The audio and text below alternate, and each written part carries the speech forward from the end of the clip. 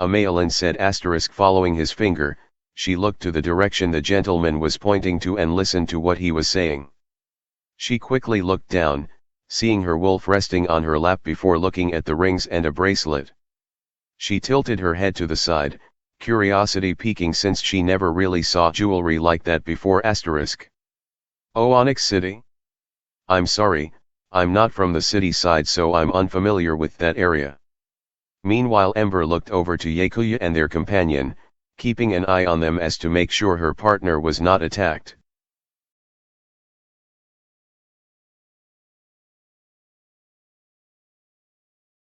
Yakuya said he closes his eyes for a moment listening to the sounds around them as a goblin started rummaging through the forest making it to the small clearing snarling and started to move towards the two that were talking causing the male to sigh and knock an arrow on the ancient elvish Yumi bow firing with precision striking it through the back of the head as it got within a few feet of the two talking causing a small blood spout and the goblin to gasp in surprise before explode making it rain down blood where it was taken down leaving just the elvish-made arrow left in the ground.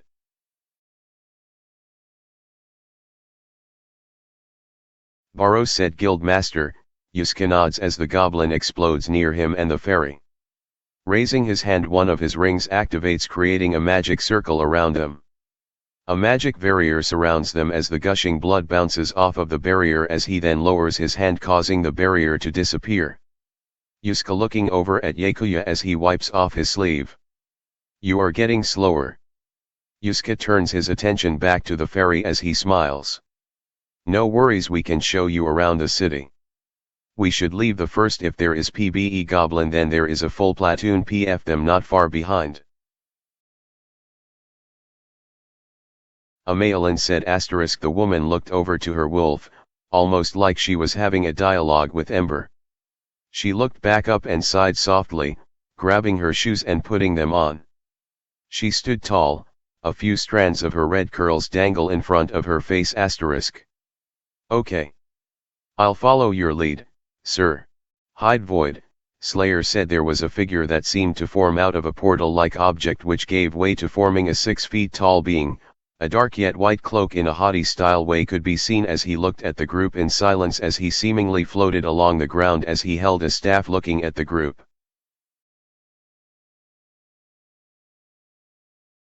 Yakuya said the elf jumped down his bow on his back and his elbow resting on the hilt of his curved rider's blade, his bare feet not making a sound from the 20-foot drop from the branch he was on.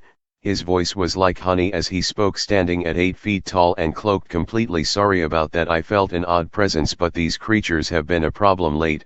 He turned sharply, his mechanical hand lifting up revealing 20 spring-loaded arrows with poisoned tips at the figure that just appeared and he fired them all at the figure as if it were a shotgun while the cannonball prepared in the direct center of the arrow ring. Hide Void, Slayer said, white eyes shift over to the elf man and gave a silent nod before speaking. Hello, it's good to see you are doing well. J. Void's voice sounded out in a low tone with a soft yet noticeable depth to his voice. He looked at the arrows before looking over to the guild master.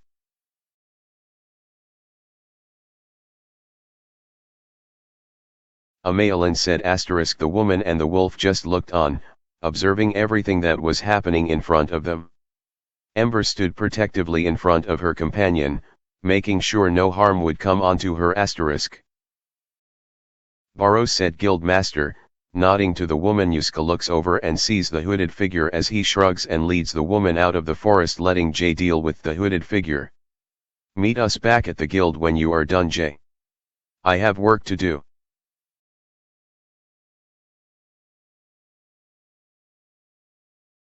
Yakuya said I thought it was you. Void the fire mechanism starts to trigger as he kept his arm aimed at the figure, his movements causing his hood to come down revealing his scar-covered far and sharp elvish features. A small sack on his hip jingled as he moved, a large snowy white wolf tiger hybrid jumping out, its fur on end with electricity.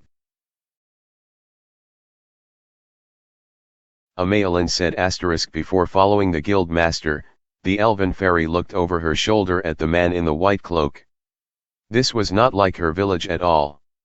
She looked back to the guild master and started to walk, telling Ember to follow her in her elven tongue asterisk. Hide Void, Slayer said. Void didn't show much reaction, only nodding his head. He calmly just looked at Jay while he was on his mount. It's been some time, has it not? Void said, simply looking at Jay as he held his staff.